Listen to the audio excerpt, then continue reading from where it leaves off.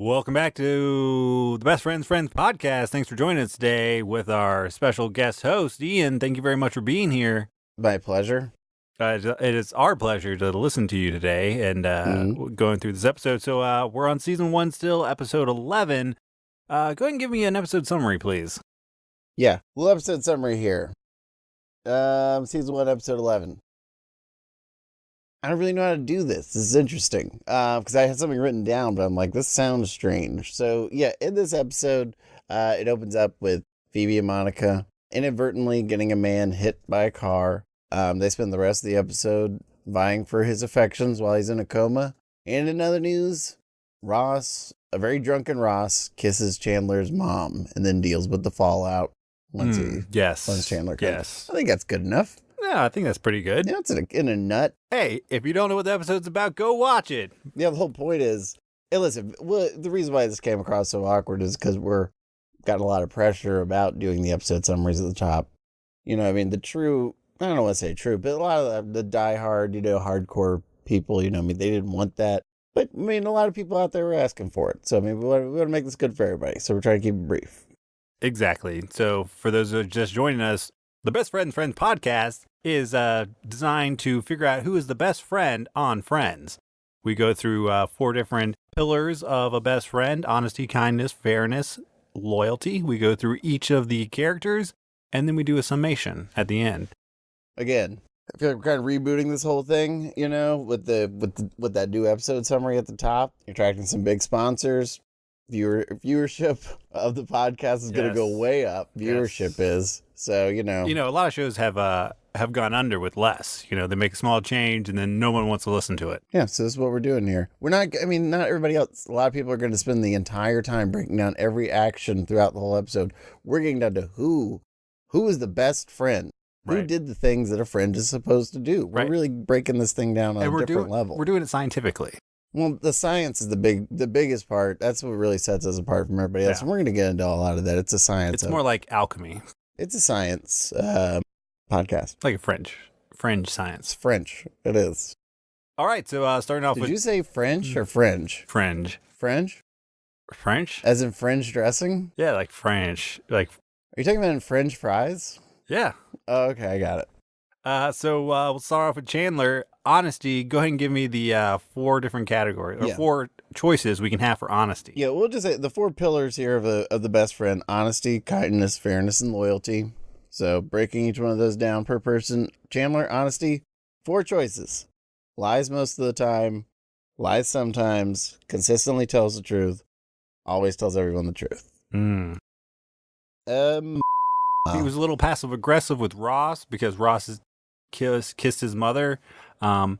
And then, he was lying to his mom, but we had to remember, what do we have to remember?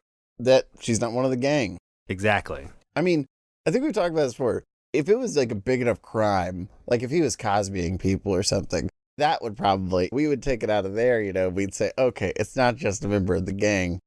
Then we'd be like, okay, well, let's damn him for it. But if it's just other things, we're really trying to just focus on just how this person's actions affect the other members of the gang. Exactly. So honesty on this one, I'm going to say always tells everyone the truth. I don't think he lied to anybody. I agree. Always tells everyone the truth. Yeah. All right. Kindness. Kindness. Give me the 4. Oh, yes. He's rude or mean most of the time. Rude or mean sometimes. Always kind. Is kind to everyone all the time. I think he was rude and mean to Ross, but he had a right to be, but he still was. Yes. That doesn't make him less of a friend. It's just, sometimes you got to have that tough loving too. Yeah, so I'm going to say always kind. I'm not going to give him too big a demerit. Always kind's like 3 out of 4. I don't see it as a demerit. I see him as rude or mean to tell Ross there are limits. So I'm going to say rude or mean sometimes, because you have to let your friends know, hey, this is a line you can't cross. May you get a point. I'd already locked in always kind, so... And if you're just joining us, once you select your answer, you can't go back. Yeah, scientific method dictates that you can't go back. Exactly. Fairness. Go ahead and give me the 4. Fairness. You're the 4. Always wants own way, even at the expense of others. Sometimes insists on having own way, even if it isn't fair to others. Is always fair. Is fair to everyone all the time in every situation. This one's a little tricky. So maybe this one is sometimes, I'm thinking about sometimes insists on having his own way, even if it isn't fair to others, because Yeah, sure, there are rules, I mean, probably those unspoken rules about things you should and shouldn't do, but then too, it's like, I mean, shouldn't you be understanding? I mean, everybody's adults here. It's not like they're in high school anymore and stuff like that. It's like, so something happened, between. And let's just say maybe Quaalude was in one of his tequila shots. Maybe someone put it there. Who bought the tequila? And maybe it wasn't somebody was feeding him tequila shots. Who was it? I don't know. There had to be a cause for what happened. You know what I mean? We should check the bill. Know what I mean? We should check the bill to check the bill. See who paid for it. Yeah, and see if we can determine the cause. Yeah, but he wasn't under his right mind. It's not an excuse. That was fresh. Not an excuse. Didn't rehearse that either. Exactly. But it's not an excuse. But then Nora didn't look too drunk. No, she didn't. So maybe she took advantage of him. Also, she's probably like 50 years old. She's probably been putting it away for a long time. She's probably like a hardcore drinker. Yeah, that's true. But I mean, it doesn't mean she's not inebriated, not intoxicated, And that really feeds back into how Chandler's fair. Yeah. Okay. So I'm gonna say because they are adults, and because of the way he acted, like I'm gonna say he sometimes insists on having his own way, even if it isn't fair to others. I agree. I definitely agree with that. Loyalty. Go ahead and give me the 4. Never admits to being my friend. Can turn against me if others do. Sticks by even when others don't. Always sticks by friends and family. Ooh. This is especially between him and Ross this time around. Loyalty as is being brought up. Does he ever turn against? He does turn against Ross. Yeah, but it's justified, right? Yeah, he's just angry. That doesn't mean he's actually turned against him or anything, Right. So I'm gonna say always sticks by friends and family. Yeah, you're right. Because by the end of the episode, they're back. They're back. All right, go ahead and lock in your answers. Click next if you have the home edition. We're on to Joey. Without the Scantrons. Joey, honesty. I don't know. How do you take the lead on this? How do you feel about Joey in this one? Joey's role. I would say consistently tells the truth. Yeah, he doesn't always tell the truth. But again, it's not always your place to tell the truth all the time to be a best friend. This doesn't knock him down not being the best friend. It's just he withholds information because he does it. And I agree that Ross should be the one to tell Chandler. Joey had some of the best moments of the episode here, too. He's a funny guy. And how does that affect his honesty? Consistently tells the truth. Is that what we're getting? Yeah. He doesn't tell Chandler. I mean, But then again, you don't always tell the truth. You're right. All right. Kindness. I would say he is, again, I think ruder means sometimes. He gets in Ross's face. Oh, I don't know about that. You don't think so? He gets in Ross's face, yeah. But I mean, he's, for a reason. Well, you can be mean for a reason. Yeah. I don't know if he was mean, though. Yeah, you're right. Was it mean? I don't think it was mean. It wasn't always kind. Yeah. He didn't go up to him and say, like, hey, Beth, or anything like that. Yeah, he didn't say anything like that. Yeah, he was like, I don't care how many other people Nora Bing has drugged and taken advantage of. I don't believe you. You're right. Always kind. Always kind. Fairness for Joey. I'm going to say is always fair. He's not fair to everyone in every situation all the time because, again, he had to make a decision. Was he going to keep it quiet and try to convince Ross to tell Chandler, or was he just going to come out and blow everybody's up? And would that have been fair? So in this case, you can't really be fair to everybody, I don't think. Yeah, you're right. But I feel like it was sort of fair to everyone all the time because any time lapse between the situation and telling Chandler is sort of like a lie, and it's not fair. So was he immediately supposed to leave the bathroom and go right back to the table and tell him? Because then that sort of would have been unfair to everyone in the dinner. But I mean, sometimes you're just put in a situation where you can't be fair. You're right.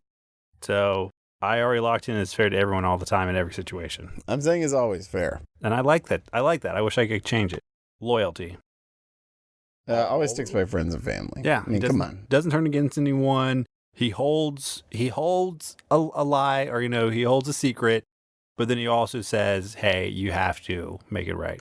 This one shouldn't get too bad. This question here, the loyalty one, shouldn't get too bad until, about season 10 or so. And that's when everything, season 9, season 10, all starts to go to hell. Exactly. Monica. Honesty again. She does lie to Phoebe a little bit about going there and seeing the coma guy. Lies sometimes. Yeah. Yeah. And then, like, are you going to see him later tonight towards the end of the episode? So there are a few lies. Yeah. And they're directly at a friend. Yeah, no, I agree. I'm going to say, yeah. So I got lies sometimes. Kindness?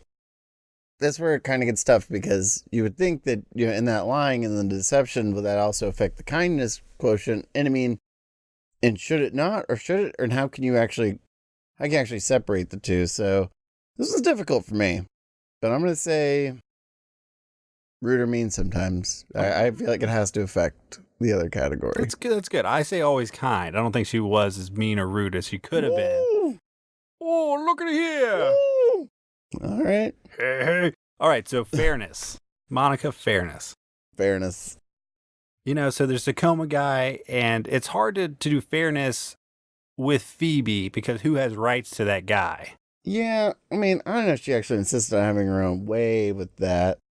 Even if she was lying about Phoebe, that wasn't like... It's not unfair because... demanding something of somebody else, I'm going to say it's always fair. I say so, too. It's always fair. Yeah. Loyalty... I'm going to say always sticks by friends and family. You didn't cross the line. Even though she's not kind to Phoebe, it lies a little bit to her, and isn't that fair? They do walk out of there together. Yeah. And they pull for each other at the end. All right, so go ahead and lock in your answers at home. Make sure you fill in the entire bubble with your number 2 pizza. Pizza. I was about to say your number 2 pizza. Yeah, pizza. Oh, man, it's a classic gaffe. Phoebe, honesty. Lie sometimes. Did she lie about going to see the guy? Yeah, I think so. Or I thought it was just because she... No, because Monica, because I think that comes up with the, because neither one of them was supposed to be there at that time. When she walked in at Monica... But neither one of them wasn't not supposed to be there either. So I feel like they did the same amount of lying. I'm going to say consistently tells the truth. I'm going to say lie sometimes, because that's what she did. Well, I don't think so. There wasn't a scene where it's like, don't go there without me. I think it was supposed to be understood between the two, and that's why they both felt betrayed. Okay, well, you're entitled to it. I don't think you're being fair to her. Kindness. Rude or mean sometimes. Like her, I'm scoring her and Monica the same way, basically, here. They basically did the same things throughout the episode. Say always kind. She's definitely much kinder than Monica. Yeah, I guess so. Sure. Well, no, you don't have to take that. No, I don't. I'm not. It didn't look change my answer. Look at the scoreboard. Yeah. Fairness. Fairness is always fair. Mm-hmm. Again. I agree with that. Yeah, what are you going to do? Loyalty always sticks by friends and family. Of course. For she's. Yes. All right, go ahead and lock in your answers. Man, is it that time already? Yeah. Oh, my goodness. I can't believe it. We've actually done a lot, though. We had some really good reasoning for selecting our options in these 4 pillars of friendship. Yeah. Rachel, what did she do in this? Oh, she had that really stupid subplot about trying to write her own book or something, right? But again, we're not on this, but she does flaunt with Paulo in front of Ross. Ooh, yes. You know what? I realized in this episode, and I'm sorry to all the ladies out there, I think I've been looking at this thing the wrong way. Probably looking at it through my twisted male brain and everything. And sometimes I'm so sorry. But you guys realizing is that it's like, Ross needs to get over his own shit, okay? You're definitely Rachel's right. allowed to have a relationship, for God's sake, I mean, she's a grown woman. She doesn't have to keep apologizing, I know we're not there, but Ross is classic nice guy. Like, I'm a nice guy. Like, why does she love me? And I maybe I've been unfair with Rachel. I think maybe she's doing it overtly, or, not overtly. She's doing it definitely in front of him more to be like, I'm not yours. Yeah. And plus, it's like, I don't have to make apologies about this. Okay. Yeah. I mean, nothing that has happened between the two of them at this point in the story means that she has to be with him, So it's like, he's implying this. And then he goes on some sort of, oh, never mind. Hold on a second. But yeah. All right. But so, okay. So I just want to say about Rachel that I think she's got plenty of other demerits against her, plenty of other reasons that she's a real piece of but this one is not one of them. She's allowed to be in a relationship if she wants to be. So, honesty. Always tells everyone the truth. Yeah, I don't think she really lied about anything. She didn't have a subplot with Phoebe or Rachel about this guy. She didn't know anything about the Ross and Chandler's mom kiss, so... No. Yeah. Yeah, she was really out of the loop. Like, yeah, she didn't interact with anybody, really. I bet she hated it, too. Oh, I bet Jennifer Aniston was pissed. Like, oh, look at me, I'm supposed to be the big star, It's just season 1. All right, kindness. Oh, I'm gonna say I'll it's kind of real all the time. I mean, even though she doesn't owe Ross anything, she did drop in unexpectedly. She's living with his sister. And also, you know what? Not that it's about being unfair to Ross, but it's like you know people who are just like when they're making too many obvious implications that they're doing it or something. It's like you know what? That's just gross. It's like don't share that. It's like it's fine, but they'll be like, oh, we just lost track of time. Like, you know, me and I was getting the put to me, you know, and it's like that's gross. Definitely. So I would say always kind. Yeah. I mean, it sounds like we were really burying her on that one. But, yeah, we really were. But I mean, it's almost the best one. Yeah. Fairness. Fairness. I'm gonna say sometimes insists on having her own way. Why? It maybe not be fair to Ross, but it's what has to be done. Yeah, but again, she's not being unfair in any way. What I mean is, like, if she were still aware, if she was fully aware of how Ross felt, if he had come out and made his intentions clear, and then she went off to her own thing, that would be sometimes insistent on her having her own way. But at this point, Ross hasn't even come out and given the proclamation that, you know, that he's... So you're saying you have to give the proclamation before you know how someone feels about you? No, but otherwise, if we're remembering it in the episodes that have taken place, he hasn't come anywhere even close to putting it out there, you know? You're right. So I'm going to say it's always fair. Loyalty. Always sticks by. Yes, there's nothing really to knock against there. Yeah. Nothing. All right, so Ross. What a do we have two? Let me check with the producer. Do we have 2 episodes for this one? Sorry. Do we have 2 episodes? No, we don't have 2 episodes for Ross on this one. About Ross on this one?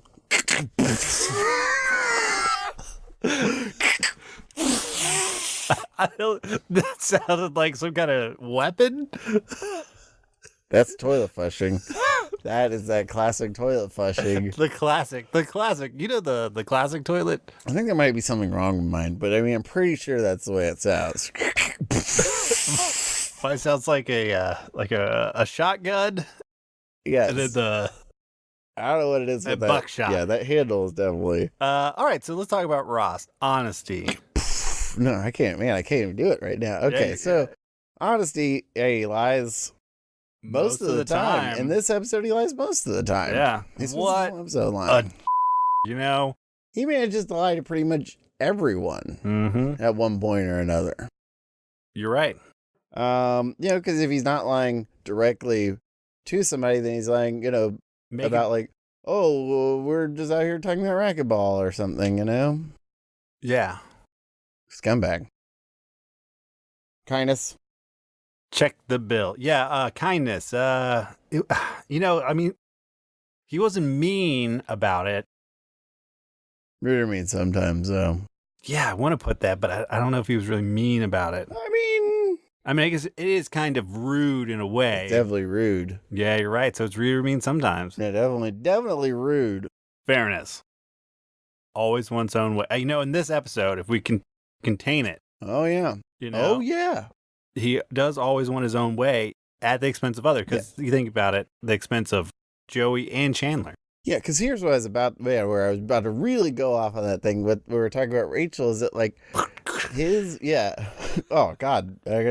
Please, let's record that. I need to practice that. So, but his focus, his obsession with her, this claim he has to her, that, you know, totally unfounded, puts him on a path of destruction that ends up, you know, putting his friendship with Chandler in jeopardy. You know, he goes on this drunken rampage, ends up kissing Chandler's mom and stuff, all because, yeah, the girl that he's so obsessed with has the audacity to have a relationship with somebody else other than him. So yeah, he always wants his own way, even at the expense of others. You're right. You know, had this been filmed when social media had taken place, like, he would have made so many mistakes. Just like, I can just see him as a classic nice guy, just posting, girl I love, kissing a douchebag in front of me, and doesn't even realize the nice guy in front of her. You know, I can just see that. And yeah, we're giving it to him just like everyone else would. Like, get over yourself. Yeah.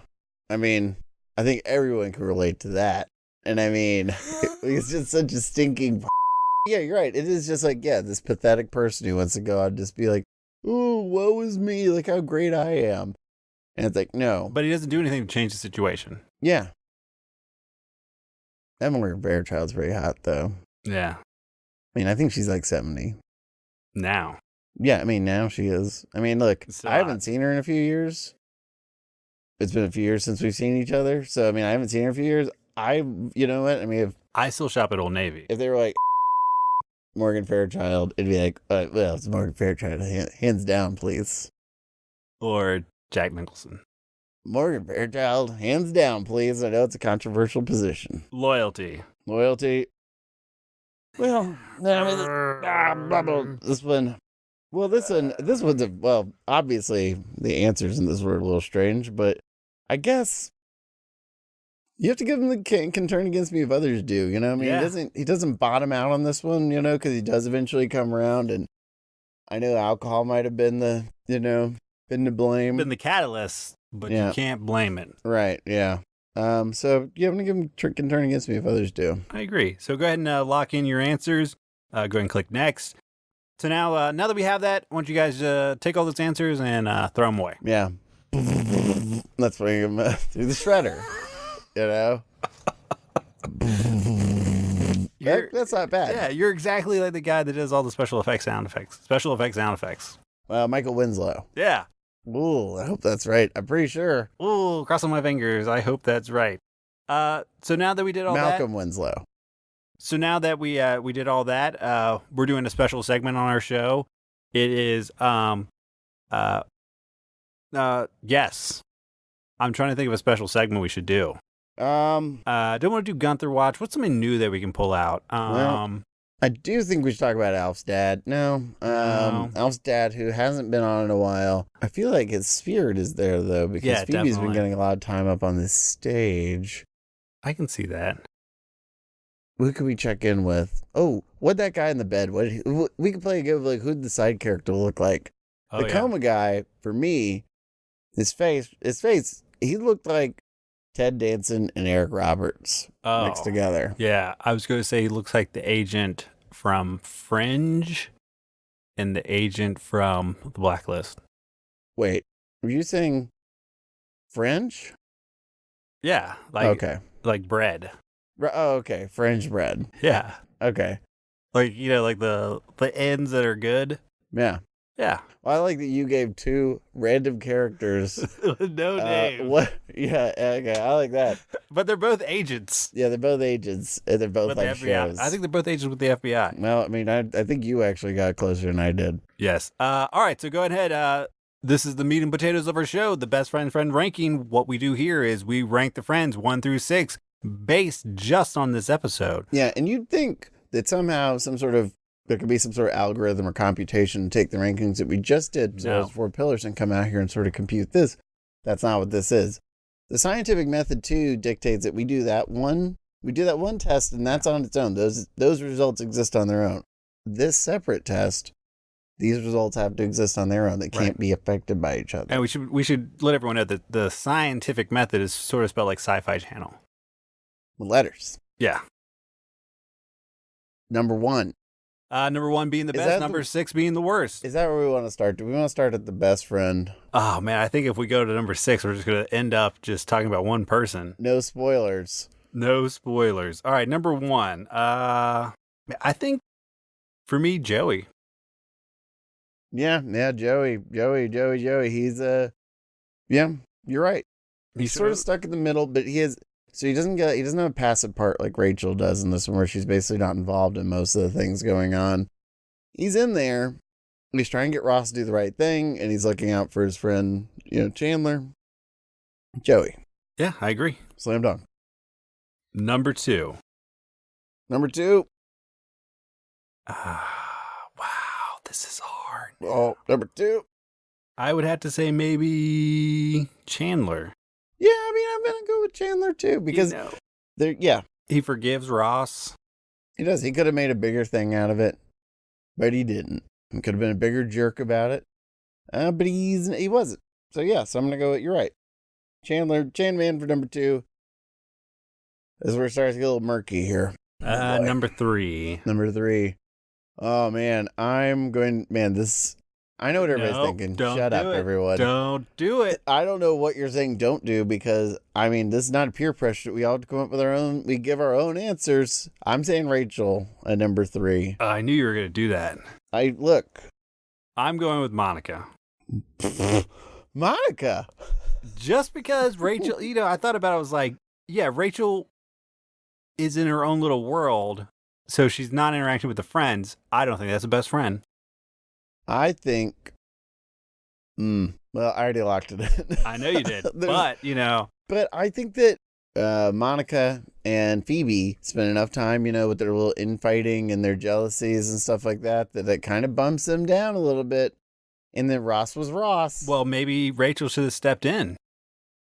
Well, they didn't invite her or anything, so, she lives with Monica, like, she should know, and, like... Hey, that's the other thing, too. They totally excluded Rachel. They had this whole thing going on. They didn't even bother telling Rachel about it? Yeah, because Rachel's in the bedroom of Paolo.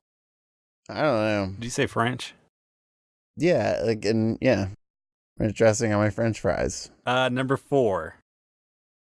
I'm gonna say Phoebe. Number 4 for me will be Phoebe. Number 4 is Phoebe. Wow. This one's kind of a tie for me for Phoebe and Monica. So, spoiler alert, splitting 5 Monica. Number 5, Rachel. Yeah, well, no kidding, because you hate her. I do. I try so hard to be good to her that I'm like, why am I being so good at this person? She's not good. No, I get it. I hate her too, but I'm trying to, as I pointed out something nice where I'm staying objective on this. So yes, you are. Monica number 5. Again, this is a thing for Phoebe and Monica were kind of competing in this one for me to be low at the bottom. So, they're kind of interchangeable for me. All right. Well, let's hear number 6 then. Number 6 with a bullet is Ross. Oh, God. Ross. Yeah, exactly. Like, he is the worst. You can't, you can't do those sort of things and just expect to get away with it and not tell somebody, act like it never happened. Yeah, you ever like a bowl full of change or something like that? Pennies and nickels and stuff like that. Can you imagine taking a big handful of that and just shoving it in your mouth and just sucking on it? It's gross, right? That's the way I feel about Ross, okay? Just what a despicable human being, okay? He's like the equivalent of that. Can you imagine? And all right, so we have our 1 through 6. Go ahead and tell me your list. Number 1, Joey. Number 2, Chandler. Number 3, Rachel. 4, Phoebe. 5, Monica. 6, Ross. All right, and mine are number 1, Joey, number 2, Chandler, number 3, Monica, number 4, Phoebe, number 5, Rachel, and number 6, Ross. For those listening at home, make sure you lock in your answers and send them in. You can see all the responses so you can see who is leading in the polls. That's it for me. I'm looking forward to next time where we actually get into depth with all of these responses. Yeah, and no spoilers for next week's episode, but it's going to be a barn burner.